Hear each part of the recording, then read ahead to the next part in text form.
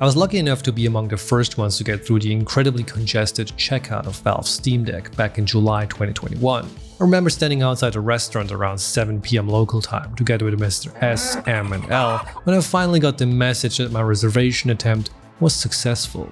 It's been a patiently but exciting 9 months since then. I was in Group 2 or Q2 and was able to complete my purchase in early April, with the deck arriving just a few weeks later, on the 26th to be precise. It was perfect timing, as I was just about to go on a short trip to ye olde London and decided to take the deck with me. What a wonderful trip that was, and what a wonderful time I had with it, while it lasted. I say that because after an overnight charge back at home, it quietly went into the night. I originally had a much different video planned, going through the Steam Deck's paces, trying out games, and comparing it to both the Switch and the iPad mini, both of which I consider to be its closest rivals, within this form factor and price range of course. Although comparing them doesn't really make that much sense, as they do play all in very different categories and cater to different audiences. There are other devices that at first seem much more comparable to the deck, such as the II Neo Next or the One X player, but both of those can cost up to $1,000 more, even if you do spring for the most elaborate version of the deck, which I didn't. I personally just can't justify paying this much, because the deck strikes a perfect balance for me that I don't think the other ones can match. Although I feel like I have to mention that I have never even held an IA or One X, let alone seen one in person, so take my opinion with a grain of salt. IA has also just recently announced the Air, which is priced at a much more competitive $650. Now that one might be something worthy to compare it to, but again, I doubt I will be getting one of those in my hands anytime soon. Instead, I'll be talking about two main topics in this video. First, a brief but thorough retrospective about the little time I did have with the deck, which you can think of as my attempt at a first impressions video. And secondly, I'll be going through my steps of trying to revive it. So while my time with the deck was brief, it was incredibly fun. I actually had a list of games I wanted to try out, some like Ollie Ollie World I specifically waited for just so I could play it with my new toy. That's because there is a certain type of game that I don't feel like playing on a bigger screen, whether that is on the couch with a console or seated at my desk.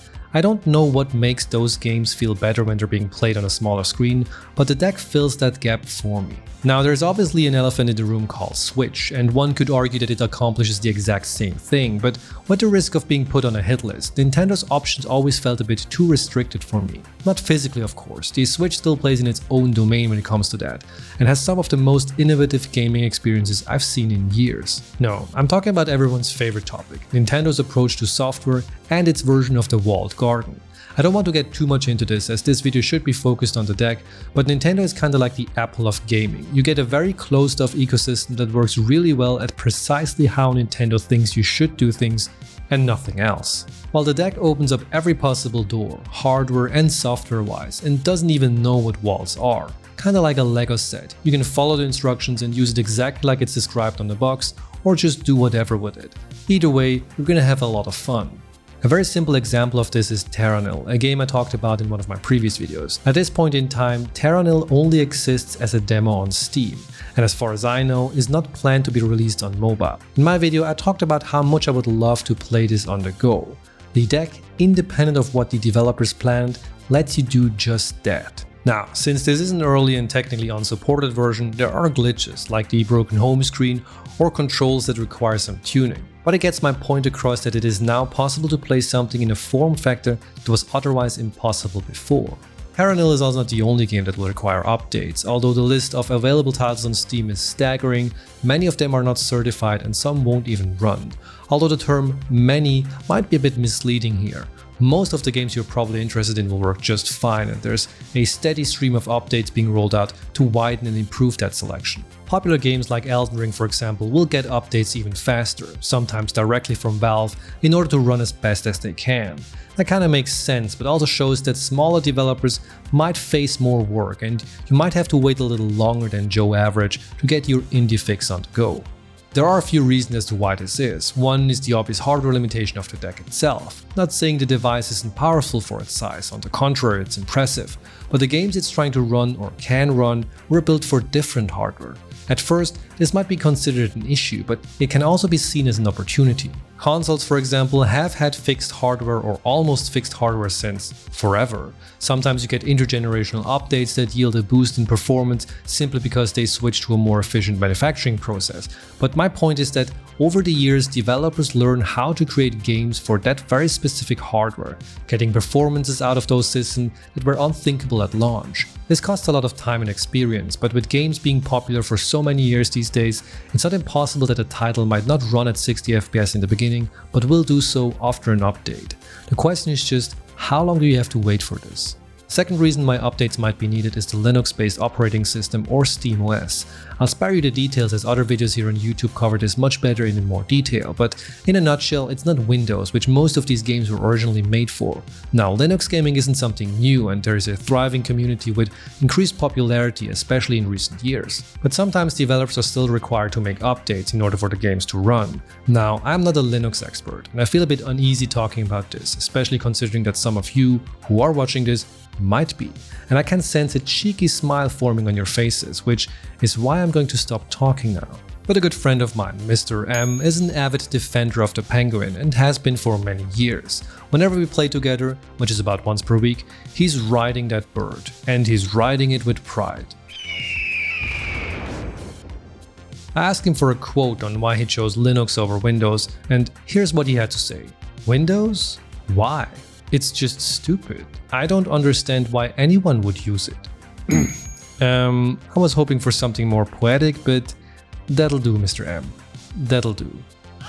Anyhow, another point about the SteamOS I'd like to briefly touch on is that if you read a little between the bits and bytes, you can tell that this wasn't a decision Valve made out of form factor or hardware reasons. In actuality, it might be the other way around, whereas the deck is merely the supporting actor in the story, while the main protagonist might actually be SteamOS. It's not the first time Valve has tried to create a platform. Remember Steam machines? Those were in SteamOS as well, although Valve has since switched to a different distro, and while it is looking great right now, I hope the deck won't face the same fate. But I don't think that will happen. They didn't just wake up one day and decided to go to the zoo. They know that Microsoft, Epic and a whole bunch of others are all closing in on them. But let's get back to the here and now and focus on the Steam Deck. As mentioned, some games will just run fine, some will need improvement and some won't work at all. The list is expanding every day and you can tell in the Steam store which ones are certified and which ones are not. That's not to say that certified games run flawlessly either. Although I had no crashes during my very short time, there are plenty of reports from people having trouble even with games that are supposed to be tried and true, which paints an overarching picture of a device that in most parts doesn't feel quite as finished or polished as to what you're used to. This was actually something I was looking forward to the most, which sounds a bit weird, so let me explain. I love tinkering with things, sometimes so much so that I spend more time tweaking things than actually using them for their intended purpose. Just keyboards. The Steam Deck lends itself perfectly to this, and Valve is very encouraging when it comes to experimentations and modifications, so it's a match made in heaven. On the simple side, you can plug in a dongle and use it as a desktop PC by connecting a monitor and your 6-pound endgame behemoth, as well as a mouse. It'll work because it's just a PC. Now, there are people who've actually daily drove this to see if it could replace a laptop entirely. From my brief time, I think it can work, but of course, heavily depends on the tasks you throw at it. There's no built-in camera, for example, so remote calls might be a bit one-sided, and having to lug around a keyboard and mouse makes it a little less convenient than a tablet or a laptop. There's one additional aspect that might be a little less appealing depending on the environment you're in, and that's the fan. It gets noisy, really noisy. Even in the Steam menu without doing much besides browsing around, it'll eventually start to ramp up.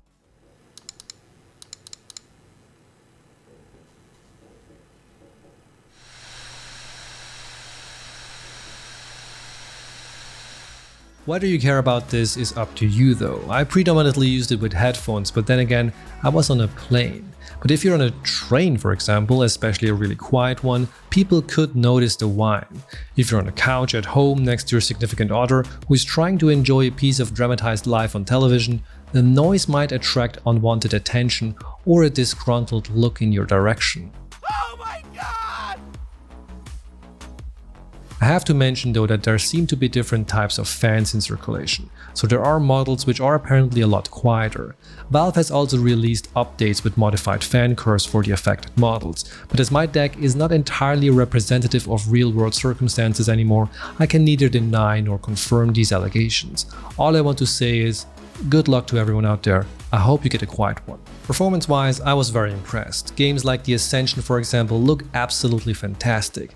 It's a semi-recent game too, and I had numerous moments where I gushed over what I saw, especially considering that I was holding all of this in the palm of my hands. If you're wondering, yes, all your usual PC performance options are present here, from being able to change the resolution to disabling effects. You get full control over how you want to run this. On an OS level, you can also limit the frame rate among other configurations to preserve battery life at the cost of fluidity. I didn't get to play around with these settings too much, so I can't tell you how big the impact is. Valve is also constantly releasing updates, adding and improving these functionalities, like the recent addition of a 45Hz mode. If you're coming from something like the Switch where the power is increased while it is docked, you'll be happy to know that the deck does not care about this. It'll output as much or as little as you want. Want to be a power saver? Go ahead. Want 60 FPS all the time? Do that then. It's your choice and I'll love it for that. There are a whole bunch of other tweaks one can undertake, but I didn't get to experience those in time, so I'll have to leave those for a future video. Next, let's have a closer look at the hardware. I personally really like Valve's hardware design language. It's distinctively different with a very unique, practical approach to it. You can tell it's a Valve product just by holding or looking at it. Although I must say that the only other piece of kit I have is the Index headset and its controllers, which both share some or more design cues. The analog sticks in particular are a treat and have become my favorite sticks on any controller during the short amount of time I've used them, especially compared to the ones you find on the Switch, which I never liked to begin with. The ones on the deck are noticeably taller, but the comfort and accuracy you gain is something I'll gladly take over portability. There's also a built-in touch sensor, so the deck knows when your thumbs are down. I didn't try or know any games that utilize this feature, but it's probably also used to figure out whether or not you're using the thumb pads or are about to. Those I didn't warm up to as fast as the sticks. They feel good at first, but navigating and playing, especially aiming, wasn't something I found very easy or straightforward. I've always heard great things about Steam's controller, which I never got to try out, but I've been told that this is kind of a spiritual sibling, if you will. There's also tactile feedback just from sliding around on it, as well as a bump or click simulation similar to what you'll find on MacBook trackpads, where there are no actual moving parts, but the motors inside make it feel like as if there are. It's not entirely the same though, as the pads do wiggle around a bit and recess when you push them down, but with the device turned off you won't hear nor feel any feedback. The last option of control is the gyro, which works surprisingly well. There's a great minigame you can try that showcases all of the deck's control abilities called Aperture Desk Job. In a typical Valve manner, this showcases all of the control features similar to how Aperture Hand Labs did so for their Index controllers. Moving a little down, we have two additional buttons. On the left, the aptly named Steam button to launch, well, the Steam overlay, and on the right side, the 3 dots button, which launches the technical configurator, which contains the frame rate limiter, battery optimizations, and other tweaks. What I didn't like though is the incredibly mushy feel of these buttons. Everything else on the deck feels great, including the 2 triggers at the top, but these 2 buttons here, they're just terrible. Now, one could argue that they've done this on purpose in order to avoid accidental triggers, but I think you can have nice and clicky buttons while also keeping them flush to the surface without resorting to creating something that came straight off tactile hell.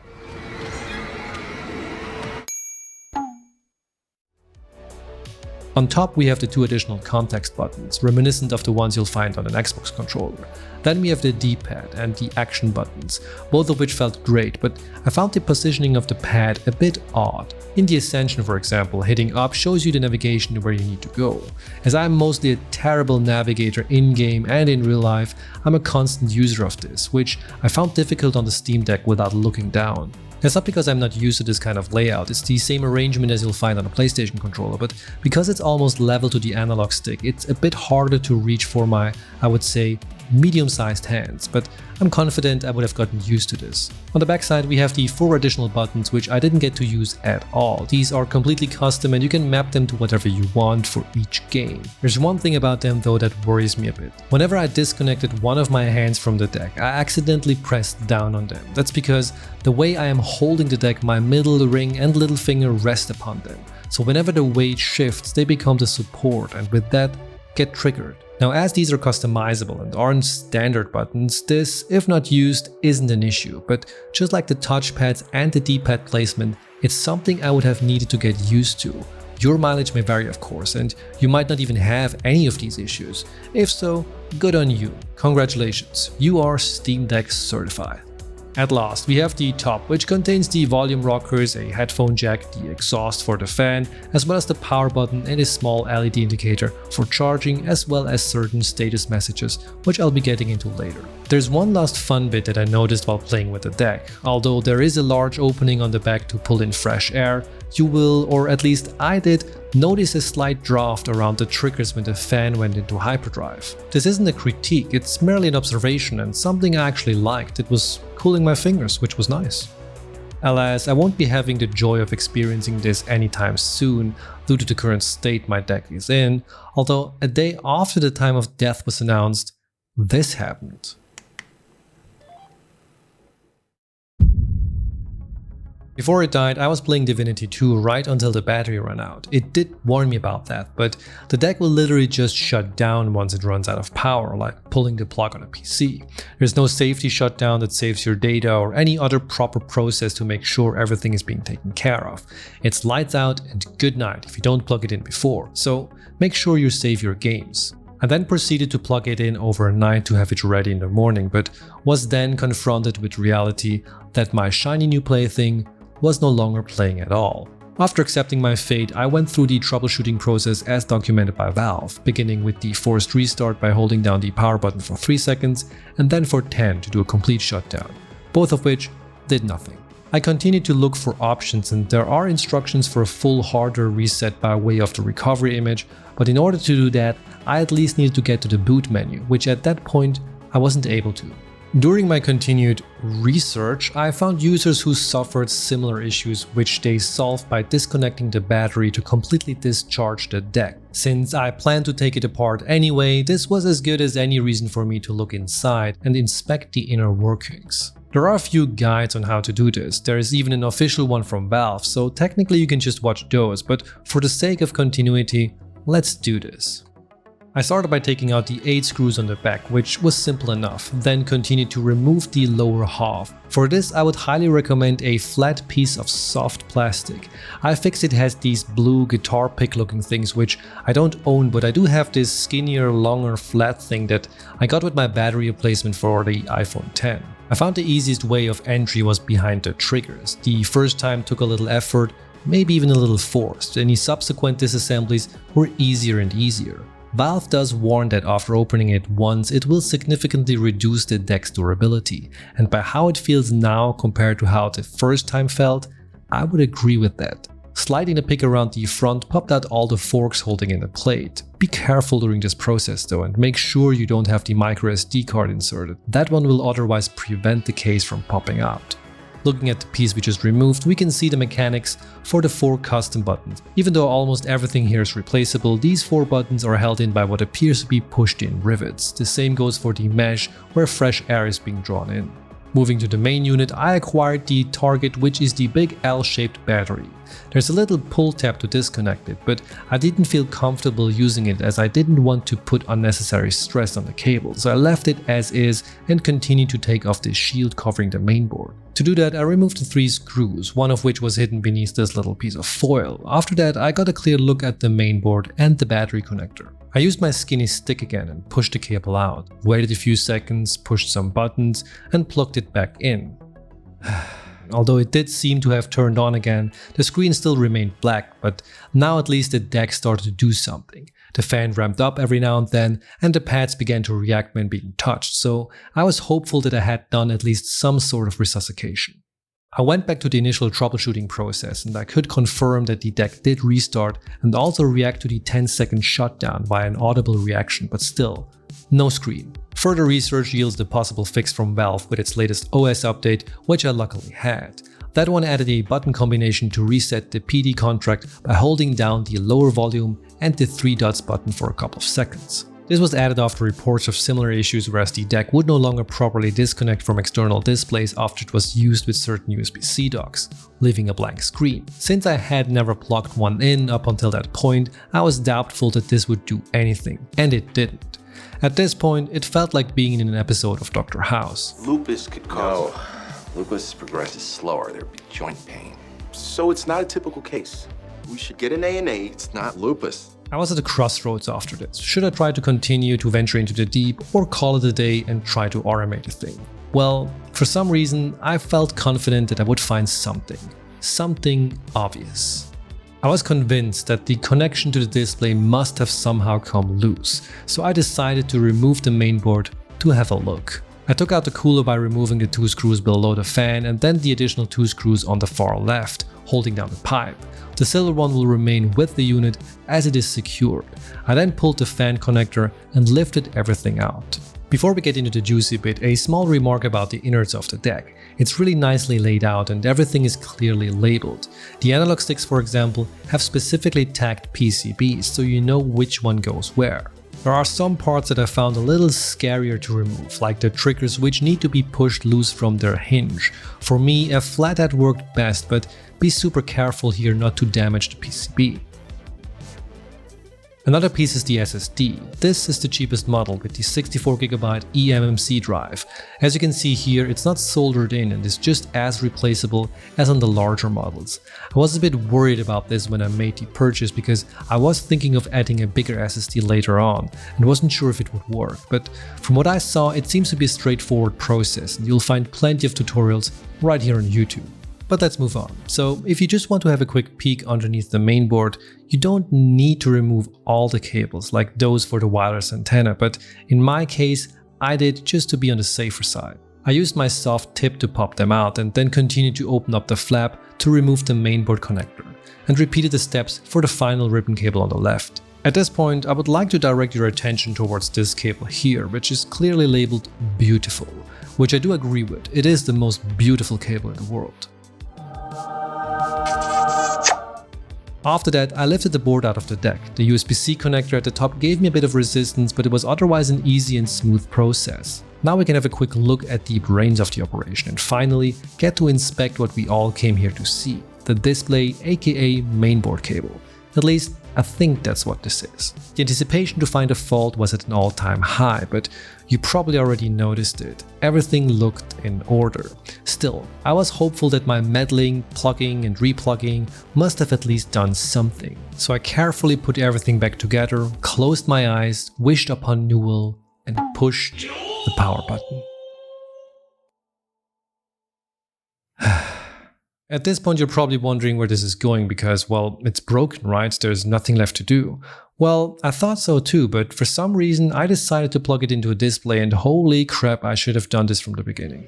Okay, it's not fixed, but this at least explains why the pads react, why you can restart it, and why the fan starts to whiz around every now and then. It's running, it's just a built-in screen that doesn't do anything. But with this additional layer of interaction, I was at least set up to try out the recovery image. I created it using Valve's guide, but there was a problem. The bootloader wouldn't show up on my external monitor, but I was hopeful that it was there, just not visible. So I tried to find a screenshot of it to see if I could navigate it blindly. I powered off the deck, plugged in the recovery image and held down the minus volume as well as the power button for around 3 seconds until I heard the beep. After that, I waited a few more seconds until my now beloved fan started to whiz around. That way, I knew something was going on. Then came the moment. I pushed down twice, then confirmed with A, waited, and waited, and a few seconds later, a desktop. There are 4 options you can choose from when you're on the recovery image. Reimage Steam Deck, which is a full factory reset, clear local user data, which reformats the home partitions and removes all downloaded games as well as personal content including system configurations, reinstall SteamOS, which will just reinstall the operating system and try to keep all user data, and recovery tools that give you access to make changes to the boot partition. I opted for the worst case scenario and did a full factory reset, which, other than a restart prompt, did not require any additional user inputs, so it's easy to do even if your screen doesn't work. Nothing again. I tried out all the other options as well, but none were successful either. At this point I was at a loss, but came across one last option on Reddit.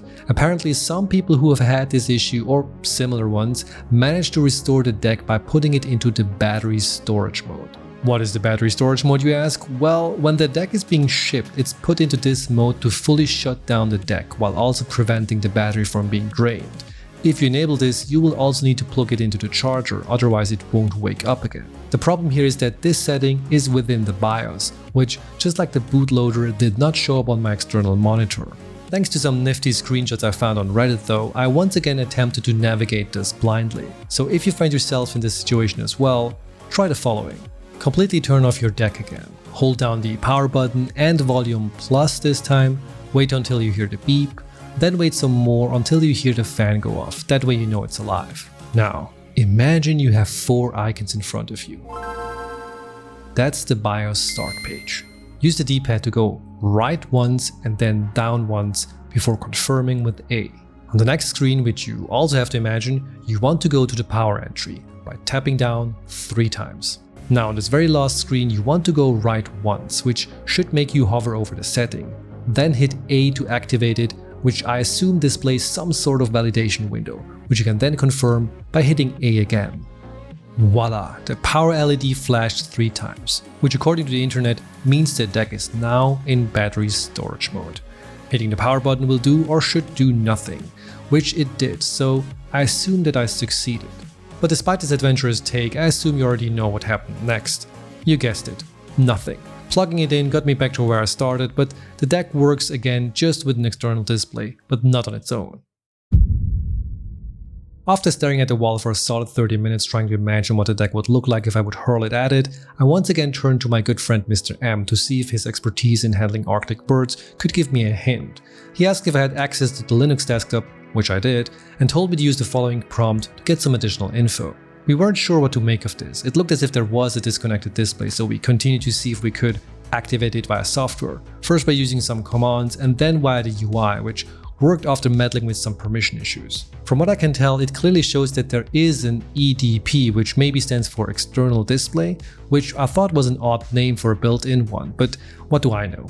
Anyhow, it was unfortunately not selectable either, so I went back to the command line, this time trying to set an auto resolution, which unfortunately also gave me no response. At this point, I accidentally realized that the touchscreen was working, which made me incredibly optimistic, but as Mr. S pointed out to me, the touch part of a screen is sometimes completely separate from the display part, so thanks again for destroying my spirits. I also tried to update the packages and see if there was a way to maybe change the GPU driver, which I failed at miserably. As a last resort, Mr. M said that I could try to monitor the kernel buffer while unplugging and replugging the display while it was running. Excuse me, what? Now, I wouldn't recommend anything I did so far to anyone, but I was at a point where I thought, can't get worse, right? So I opened up the deck again, removed the mainboard shield and turned it on. Everything seemed in order and I typed in DMESG --W and started to watch the logs pile up. I proceeded to unplug the cable, reseat it, and well, there's a lot of red. A quick Google of the messages didn't really give me much insight into what might be the issue, and even though Mr. M is very versed in Penguin lingo, he was at a loss too. But having no more ideas and already plenty of hours sunken into this, it was time to wave the great flag of resignation. If you stayed until here, first of all, thank you. I don't know what compelled you to listen to my recovery attempts, maybe you were hoping for a happy end and so was I, but at least it looks like it'll be a two-parter and I will return to the deck once replacement parts become available. At this point iFixit has begun listing them and from what I can tell the prices seem reasonable, but I really hope that the screen is the issue and not the mainboard because that one costs $349, which would prompt me to strip my broken deck for parts, sell those and get a new deck from Valve instead. There are also lots of people already asking for OLED replacements, which might be something I want to try out as well, as I wouldn't mind having that, even if it means spending a little extra. Not that the deck's display is in any way bad, especially compared to something like that of a Switch Lite. It's bright, sharp and beautiful to look at. Compared to the Switch OLED though, It does have to take a back seat, but the deck outclasses the Switch in pretty much every other aspect. Again, I don't think these devices can be compared fairly, even though I keep doing it. The Switch has a much different approach to gaming, which does give you certain advantages. Waking up from sleep or jumping back into home menu is significantly faster than on a deck. You also get lots of smaller quality of life features, like being able to download games, updates, and patches in the background. The deck won't do any of that, at least not now. It has to be active in order to pretty much do anything. If it's sleeping, it really is sleeping. In some ways, the deck also feels kinda like a dev kit. Not that I ever had one, but with all the monitoring, debugging, and access to the deepest levels of the system, the deck is an incredibly interesting device to discover. I'm sure that there will be so many mods, software and hardware-wise, that will turn this thing into whatever you want it to be, because nobody will stop you. But I also believe that even with the current frequency of updates and fixes, the deck will never reach the level of refinement and ease of use that you get from something like a Switch or any other mobile device. But it doesn't have to either. Even though PC gaming has become significantly more accessible over the last few decades, especially thanks to platforms like Steam, it's still not a matter of plug and play. If somebody wants that, you should probably get a console. To me, PC gaming has always meant freedom. Freedom to do as I please and wish. But that freedom comes with the additional cost of managing and maintaining that freedom. Personally, I'm absolutely okay with that. The return I get from this significantly out-reasons the simplicity other devices offer. So for me, the Steam Deck, as well, or especially SteamOS, give me the freedom I seek while also giving me the joy of play that I need. There's also something weirdly compelling and comforting when I hold the deck and look at the Steam UI in my hands. It feels like I'm at home. Even though I'm not, and there's nothing or no other device in the market right now that does this. For this, the deck, regardless of all its shortcomings and the fact that mine is broken, still makes me want to buy it again, just to have that feeling back. Valve's efforts have to be applauded for this, as well as their tireless ear which listens and responds to all of the customer feedback. They're essentially growing the deck together with the people who are using it, which is something so sadly uncommon these days. Which is why I want to end this video with the immortal words of Mr. M.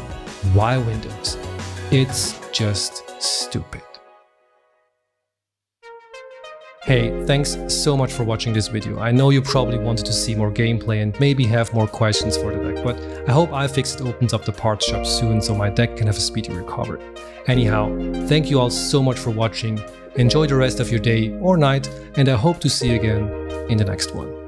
Bye!